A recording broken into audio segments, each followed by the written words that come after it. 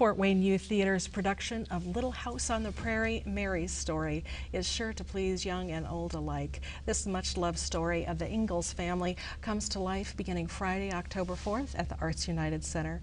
This original adaptation was written and is directed by Gregory Stieber, fresh from Fort Wayne Dance Collective's Star-Crossed and the Civic Theater's Les Miserables.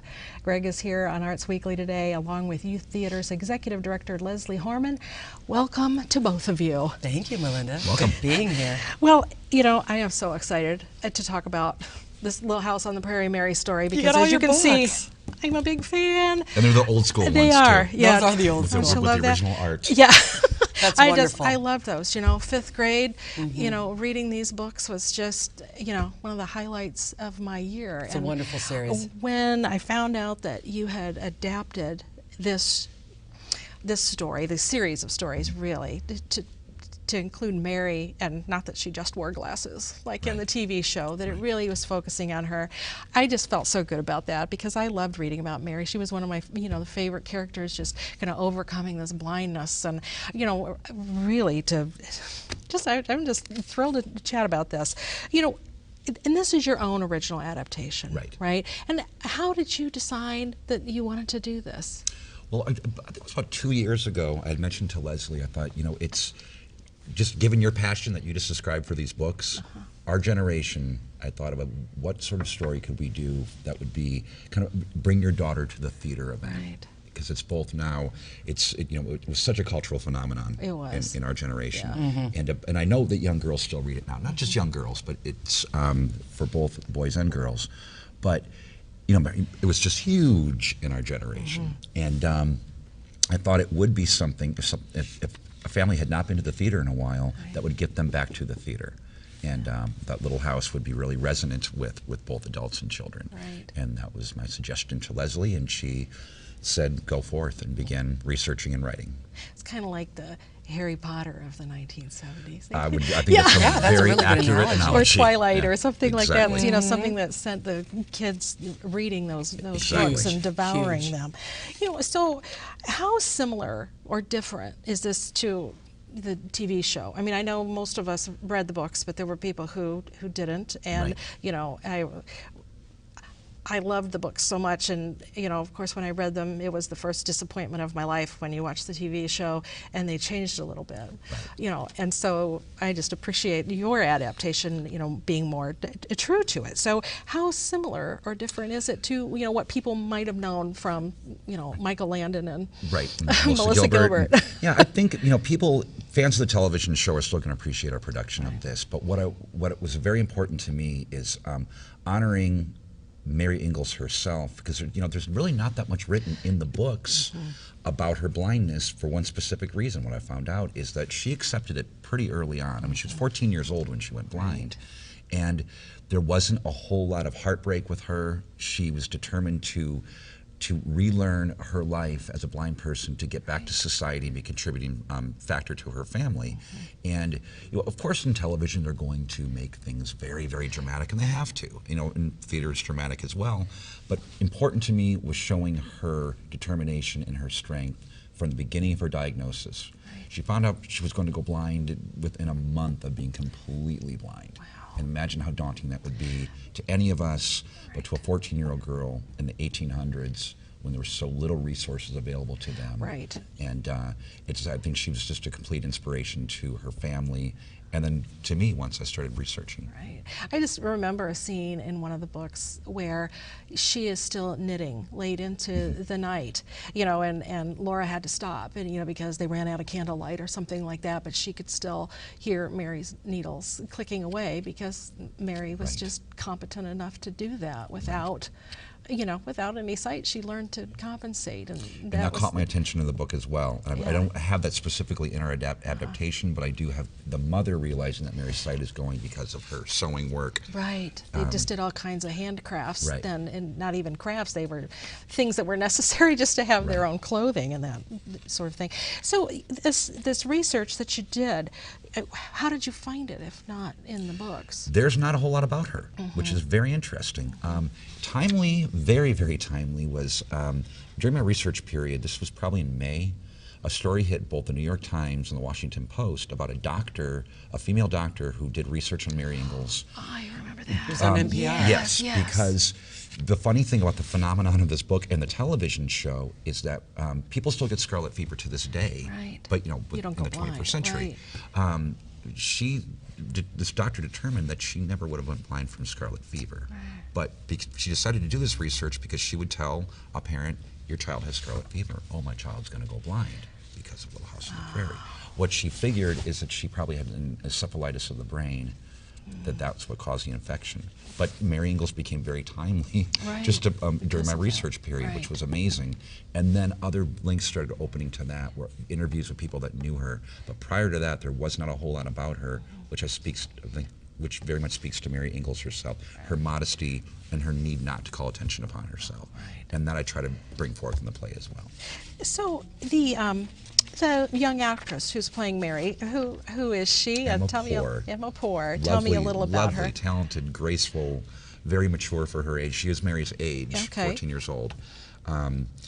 When about a year ago, when we announced we were going to do this, her father is a dedicated volunteer to the organization as well, and he told me that once a summer he takes his family on a trip somewhere in the country. And Emma got to choose that time, and she wanted to go to South Dakota to the museum because she loved these books.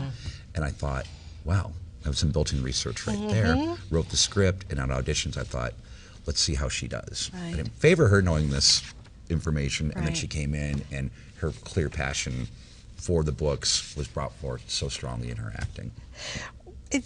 And I think another fascinating thing about this is that you are working with the League for the Blind and Disabled. So not just Mary is, even though she's the character who's blind, the whole cast is learning something about this disability. Tell me about that. Nearly every non-adult actor, meaning all the children, they're also playing, they play townspeople, different characters, but then all of them are portraying students that were in the blind school.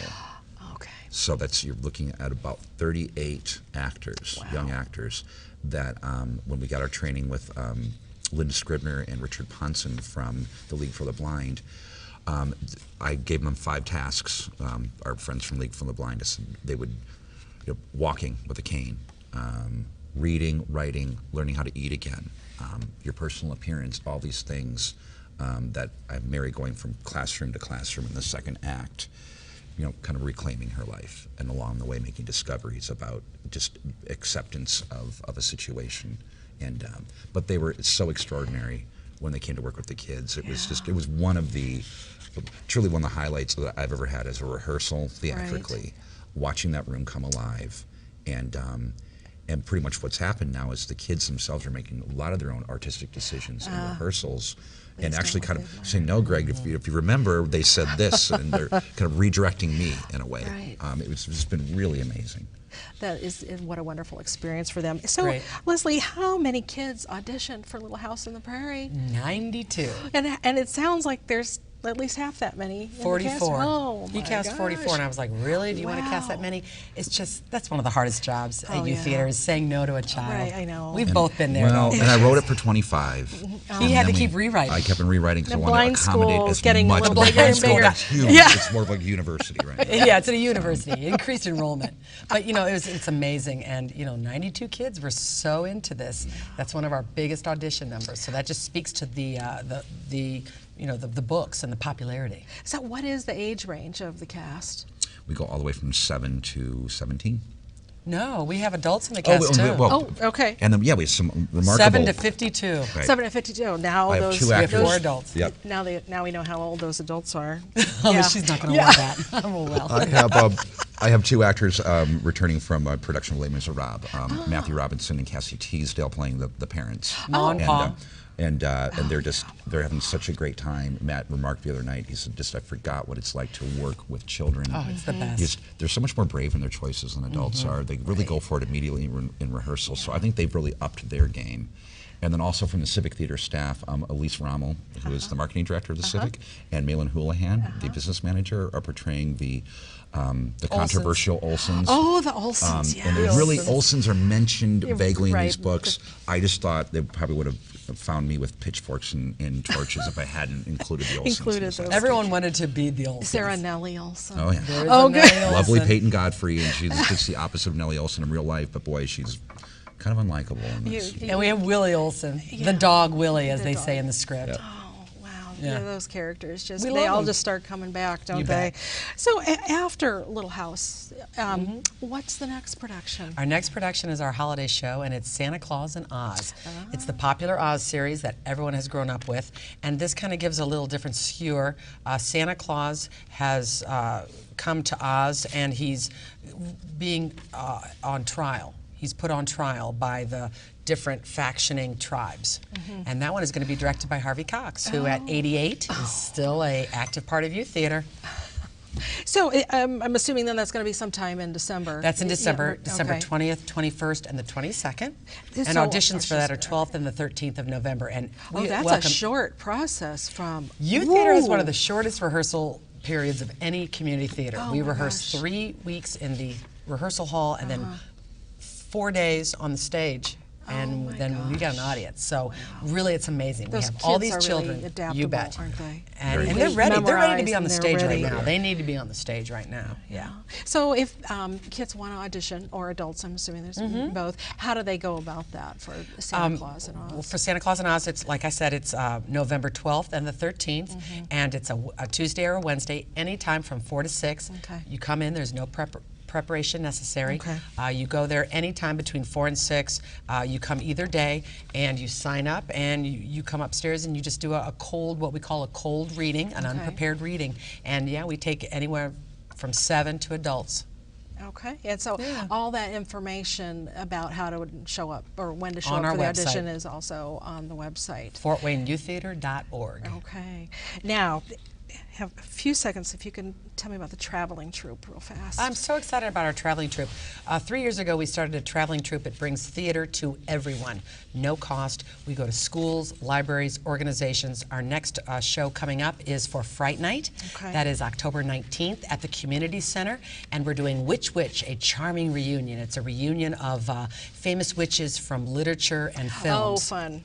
Like Broomhilda, Yeah, Sabrina the Teenage Witch, Professor McGonagall. Yeah, oh, those are wonderful. It's great, and it serves our mission. Youtheatre, all of our shows are literature based. Okay, great. Now, and Little House on the Prairie Mary Story opens. It opens the 4th of October, Friday night at 7 o'clock. Okay. The 5th, that's a Saturday at 11 a.m., so Okay. that's good for all those busy parents out there. Come to see the show, and then they can take their kids to lunch.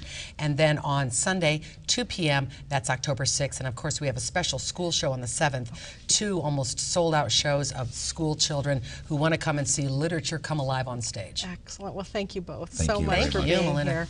I'm Melinda Haines with the IPFW College of Visual and Performing Arts. Please tune in next time on Arts Weekly when we'll meet Michelle Nelson to learn about her exhibit Typographic Discourse at the IPFW Visual Arts Gallery. Then Barbara Resch and Dan Tembris from the IPFW Department of Music stop by to share the details of their fall concert schedule.